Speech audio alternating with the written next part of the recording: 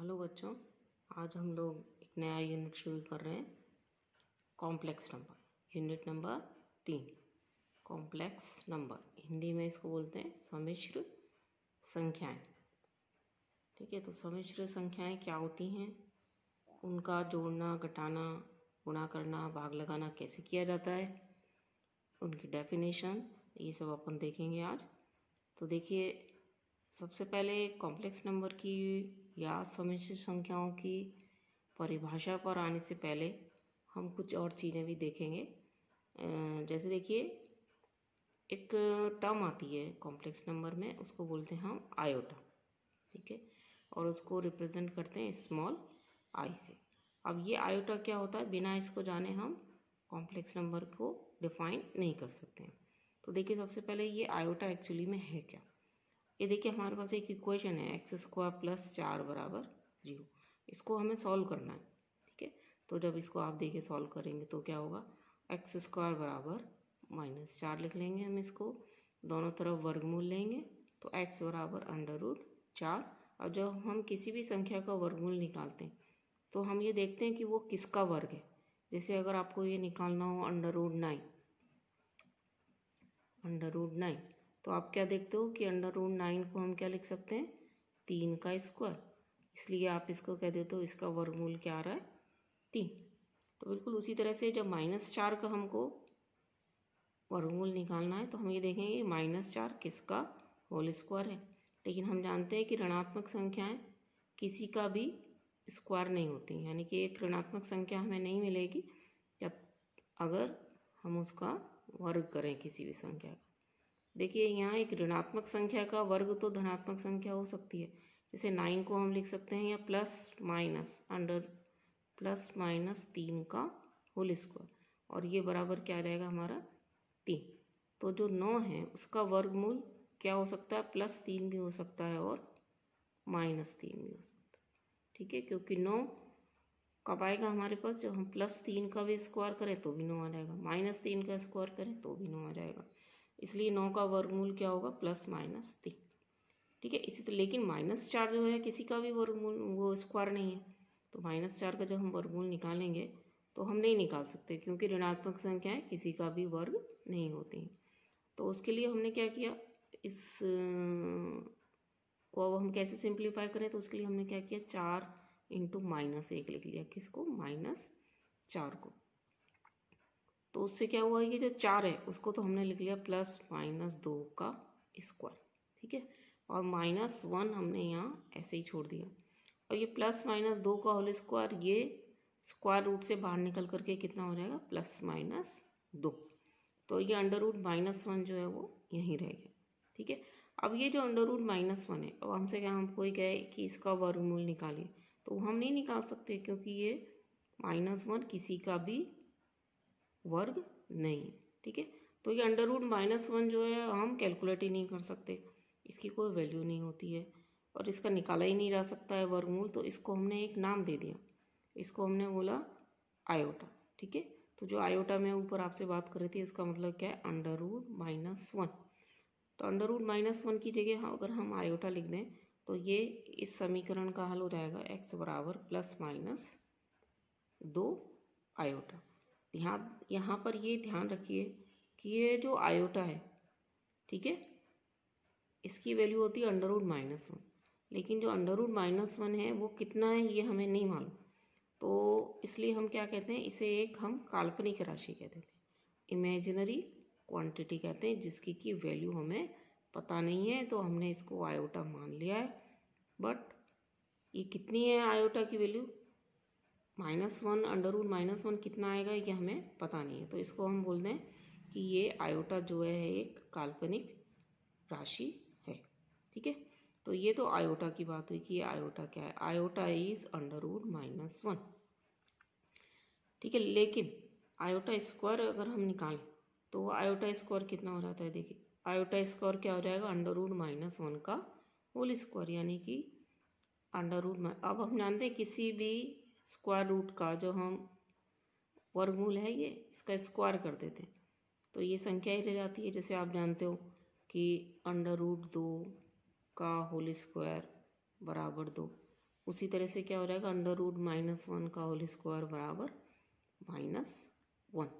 तो इसकी value iota square -1 होता है। आयोटा तो अंडर रूट -1 होता है, लेकिन आयोटा स्क्वायर -1 होता है। इसी तरह से अगर हम आयोटा क्यूब निकालें तो देखिए क्या होगा, आयोटा स्क्वायर इंटू आयोटा। ठीक है, अब आयोटा स्क्वायर की वैल्यू क्या है, -1, तो इसकी वैल्यू रख दी -1, तो ये हो गया माइनस आयोटा। ठीक है, अब आयोटा 4, तो आयोटा 4 क्या होगा, iota square into iota square. Iota square की वैल्यू हमने रख दी -1 और ये आयोटा स्क्वायर की वैल्यू -1, तो आयोटा 4 जो है हमारा +1 हो गया। तो ये जो चारों ही वैल्यूज़ हैं ये हमारी बहुत इंपॉर्टेंट है। आयोटा बराबर अंडर रूट -1, आयोटा स्क्वायर बराबर -1, iota cube is minus iota and iota 4 is +1। तो ये तो हुआ कि आयोटा क्या होता है। अब इसके बाद हम, क्योंकि हमारा टॉपिक है कॉम्प्लेक्स नंबर, तो अपन हम नंबर्स की बात करेंगे, कॉम्प्लेक्स नंबर क्या होते हैं। लेकिन उन कॉम्प्लेक्स नंबर को जानने से पहले हम नंबर्स क्या होते हैं ये देखेंगे। तो देखिए ये कुछ नंबर्स हैं जो आप जिनसे वेल नोन हैं, जिनको आप पहले से जानते हैं। ठीक है, ये क्या है, 1 2 3 4, ये हमारे क्या कहलाते हैं, एक है ये 1 2 3 4, ये हमारे क्या कहलाते हैं, काउंटिंग नंबर्स कहलाते हैं, और इनको हम क्या कहते हैं, natural numbers, set of natural numbers. इसी तरह से इसमें जब हम 0 जोड़ देते हैं तो इसको हम क्या कहते हैं, होल नंबर। ठीक है, और हिंदी में इसको कहते हैं, हिंदी में इसे तो बोलते हैं हम प्राकृत संख्याएं।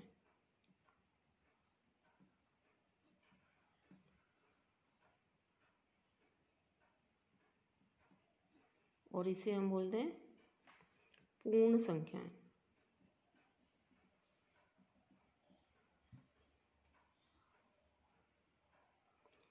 और पूर्ण संख्याओं में क्या होता है, 0 ऐड हो जाता है।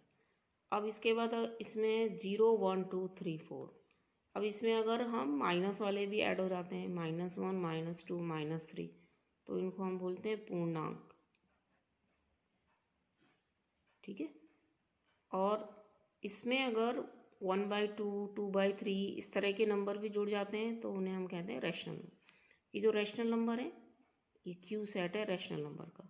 P/Q टाइप के वो सारे नंबर जहाँ P और Q तो यहाँ से लिए गए हों, किंतु Q जो है वो 0 के बराबर नहीं हो, जैसे -5/8 2/3, ये हमारी क्या कहलाती हैं, रैशनल नंबर, या हिंदी में इन्हें क्या बोलते हैं, परिमेय संख्याएं। ठीक है, फिर इतनी सारी जो संख्या हमारे, देखिए ये सेट बढ़ता जा रहा है, बढ़ता जा रहा है, तो ये हमारा सेट सबसे बड़ा सेट है यहाँ पर रैशनल नंबर। रैशनल नंबर में ये सारे नंबर आ जाते हैं, क्योंकि जैसे 2 है तो उसको हम 2/1 लिख सकते हैं। ठीक है, तो ये सबसे बड़ा सेट हो गया, इन सब में ये बढ़ता जा रहा है और ये सबसे बड़ा सेट है। हर एक जो नेचुरल नंबर है वो होल नंबर होता है, हर एक होल नंबर एक इंटीजर होता है, और हर एक इंटीजर एक रैशनल नंबर या परिमेय संख्याएं होती हैं। लेकिन इन सब के अलावा भी कुछ संख्याएं हमने पढ़ी हैं, जैसे √2। ठीक है, √2 √3, ये क्या है, एक परिमेय संख्या नहीं है, क्योंकि परिमेय संख्या जब हम परिभाषित करते हैं तो क्या कहते हैं, P/Q टाइप के सारे नंबर जहाँ पर P और Q इंटीजर हैं, तो अपन √2 को तो हम 2/1 लिख सकते हैं और वो एक परिमेय संख्या हो जाएगी। लेकिन √2 को अगर हम √2/1 लिखेंगे तो ये P और Q जो हैं क्या होंगे, हमारे इंटीजर्स नहीं होंगे। इसलिए ये जो √2 है ये एक परिमेय संख्या नहीं है। तो ये कैसी संख्या है, ऐसी संख्याएं जो परिमेय नहीं होती हैं उनको हम अपरिमेय संख्याएं कहते हैं। For example √2 √3। ठीक है, तो सारी जो परिमेय संख्याएं और अपरिमेय संख्याएं, यानी कि जितनी भी संख्याएं अभी तक आपने पढ़ी हैं उन सब को मिलाकर के जो सेट बनाया जाता है उसे हम कहते हैं वास्तविक संख्याओं का set, set of real numbers. ठीक है, तो रियल नंबर का सेट को तो आप जानते हैं, जितनी भी संख्याएं अभी तक आपने 10वीं क्लास तक गणित में पढ़ी हैं वो हमारी सब संख्याएं कहलाती हैं, जिसमें वास्तविक संख्याएं, और जिसमें सभी हैं 1 2 3 4 5 भी उसमें आता है, -1 -2 -3 ये भी उसमें आता है, 2/3 5/8 ये सब भी उसमें आता है, इवन -1/2 भी उसमें आएगा। ठीक है, और अंडर रूट 2 भी आएगा, अंडर रूट 3 भी आएगा। तो ये सब संख्या हमारी क्या होती है, वास्तविक संख्या। अब आयोटा के बारे में हमने जाना और वास्तविक संख्याएं क्या होती हैं इसके बारे में हमने जाना। अब हम कॉम्प्लेक्स नंबर को डिफाइन कर सकते हैं। कॉम्प्लेक्स नंबर को हिंदी में बोलते हैं हम सम्मिश्र संख्याएं। तो देखिए अब हम कॉम्प्लेक्स नंबर को डेफिनेशन देंगे। अब हमारे पास आयोटा हम जानते हैं क्या है, वास्तविक संख्याएं क्या होती हैं ये भी अब हम जान गए हैं। अब हम इसको डिफाइन करेंगे। क्या है कि यदि x और y दो वास्तविक संख्याएं हों तो x प्लस आयोटा y को एक सम्मिश्र संख्या या कॉम्प्लेक्स नंबर कहते हैं। ठीक है, और इसे जनरली हम z से रिप्रेजेंट करते हैं। क्या डेफिनेशन है, कोई भी संख्या कॉम्प्लेक्स नंबर कहलाती है यदि उसको हम x plus iota into Y के रूप में लिख सकें, जहाँ x और y ये दोनों वास्तविक संख्याएं हों। और आयोटा तो आपको पता ही है क्या है, तो x प्लस आयोटा y एक कॉम्प्लेक्स नंबर कहलाता है अगर x और y दो वास्तविक संख्याएं हों। कॉम्प्लेक्स नंबर को हम z से रिप्रेजेंट करते हैं। ठीक है, अब वास्तविक संख्याओं के समुच्चय को हम कैपिटल R से रिप्रेजेंट करते हैं। तो कॉम्प्लेक्स नंबर के सेट को हम कैपिटल C से रिप्रेजेंट करते हैं। तो कैपिटल C को कैसे लिखा जाएगा, x plus iota Y type के सारे नंबर जहां x और y क्या हों, वास्तविक संख्याएं हों, और आयोटा क्या हो, अंडर रूट -1 के बराबर हो। ठीक है, तो ये हमारी कॉम्प्लेक्स नंबर की डेफिनेशन हुई। जैसे फॉर एग्जांपल एक नंबर है 1 + 2 आयोटा। ठीक है, तो ये क्या एक कॉम्प्लेक्स नंबर है क्या, तो देखिए ये इसको हमने क्या, ये कॉम्प्लेक्स नंबर है। तो देखिए ये है 1 रियल नंबर है, ये 2 ये भी रियल नंबर है। तो x plus iota Y, X और वाई क्या होनी चाहिए, वास्तविक संख्या होनी चाहिए। तो ये दोनों हमारी क्या है, वास्तविक संख्या है, इसलिए ये क्या है, कॉम्प्लेक्स नंबर है। मतलब ये जो संख्या है हमारी belongs to C. Belongs to C का मतलब एक कॉम्प्लेक्स नंबर है। ठीक है, ये कोई भी कॉम्प्लेक्स नंबर है, अभी मैंने आपको बताया एक कॉम्प्लेक्स नंबर है x प्लस आयोटा वाई। इसका मतलब x और y क्या है, हमारे वास्तविक संख्याएं हैं। ठीक है, अब देखिए ये जो x है, इस x को हम कहते हैं इस z का रियल पार्ट। ठीक है, वास्तविक भाग, z मतलब कॉम्प्लेक्स नंबर का वास्तविक भाग। तो x प्लस आयोटा वाई ये जो कॉम्प्लेक्स नंबर है इसका वास्तविक भाग क्या होता है, x, और इसका काल्पनिक भाग क्या कहलाता है, y। यानी कि आयोटा का जो गुणांक है वो इस कॉम्प्लेक्स नंबर का काल्पनिक भाग कहलाता है। और ये जो आयोटा फ्री जो नंबर है जिसमें कोई आयोटा मल्टीप्लाई नहीं हो रहा है, इसे हम कहते हैं वास्तविक भाग।